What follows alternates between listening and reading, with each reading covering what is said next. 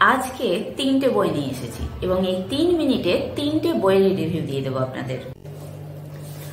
যে 3টি উপন্যাসের কথা বলছি তার মধ্যে 2টি হলো সমরেশ মজুমদারের লেখা। প্রথমটা হচ্ছে বুকের ঘরে বন্দি আগুন।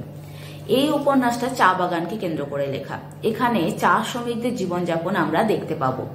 যে চা শ্রমিকদের একসময় নিয়ে আসা হয়েছিল বিহার বা অন্যান্য প্রদেশ থেকে, তাদের জীবনযাপন বা তারা কি কষ্ট ও দারিদ্রতার মধ্যে দিয়ে দিন কাটিয়েছে সেই সমস্ত ঘটনা এখানে তুলে ধরা আছে। তার সঙ্গে 2-1টি নারী চরিত্র, দৃঢ় নারী চরিত্র আমরা বলতে পারি, আমরা যাদের দেখতে পাবো। এখানে যে ঘটনাটা আমরা শেষ দিকে দেখতে পাবো সেটা হচ্ছে ইংরেজদের বিরুদ্ধে যে স্বাধীনতার আন্দোলনের ছোঁয়া চা বাগানে লেগেছিল সেই সম্পর্কে। মোটামুটি খারাপ লাগবে না, তবে মনে হয়েছে খুব তাড়াতাড়ি শেষ করা হয়েছে উপন্যাসটাকে।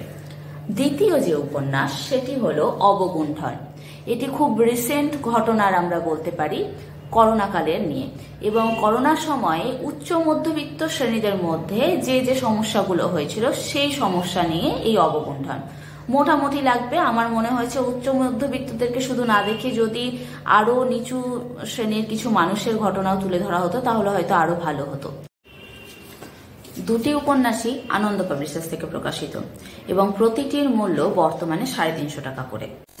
এরপরে যে বইটার কথা বলবো সেটা হলো মোহাম্মদ নাজিমুদ্দিনের লেখা কেউ কেউ কথা রাখে। বইয়ের নাম শুনে হয়তো মনে হতে পারে কোনো রোমান্টিক উপন্যাস, কিন্তু আসলে তা নয়। এখানে থ্রিলার, রোমান্টিক, বলতে পারেন চোখে জল এনে দেওয়া কিছু আমরা ঘটনা পাবো। মোহাম্মদ নাজিমুদ্দিনের লেখা আপনারা অনেকেই পড়েছেন। ওনার লেখা থ্রিলার কিন্তু আমরা সকলেই পছন্দ করি। বইয়ের শুরু হচ্ছে আমরা পাবো একটা মেয়ের খুন দিয়ে, এবং সেই মেয়ের খুনিকে ধরতে গিয়ে 2জন পুলিশ অফিসারের জীবন যে ওলটপালট হয়ে গেছিল তার ঘটনা রয়েছে পুরো বই জুড়ে।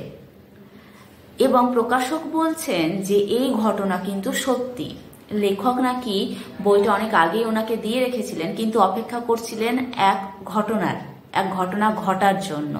যতদিন না সেই ঘটনা না ঘটছে ততদিন যেন বই প্রকাশ না হয়। এখানে কেউ কেউ কথা রাখে নাম রাখা হয়েছে কারণ বইয়ের শেষে আমরা পাবো যে হ্যাঁ, কেউ রাখুক বা না রাখুক একজন কিন্তু কথা রেখেছিলেন। তাই বলবো বইটা কিন্তু অবশ্য পাঠ্য, প্রত্যেকে পড়বেন, অবশ্যই পড়বেন। বইটা অভিযান পাবলিশার্স থেকে প্রকাশিত। বইয়ের মূল্য সম্ভবত 400 বা তার কিছু বেশি। ধন্যবাদ।